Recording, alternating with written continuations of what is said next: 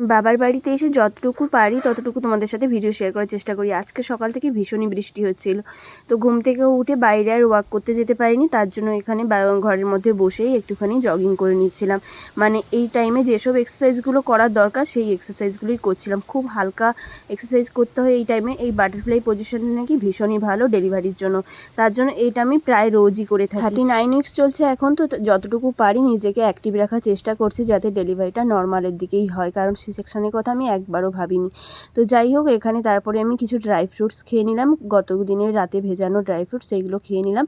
আর তারপরে খেয়েছিলাম ব্রেকফাস্টে একটা ডিম আর তার সাথে কলা। আর এই বৃষ্টি ভেজা ওয়েদারে আজ ভীষণই ঘুম পাচ্ছিল, তাই 1 ঘন্টা ঘুমিয়ে পড়েছিলাম ব্রেকফাস্ট করার পর। তারপরে ভাই নিয়ে এসেছিল 1 গ্লাস ডাবের জল, সেই ডাবের জলটাকে স্নান সেরে আমি এখানে বসে পড়েছি বেবি মুভমেন্টস কাউন্ট করার জন্য।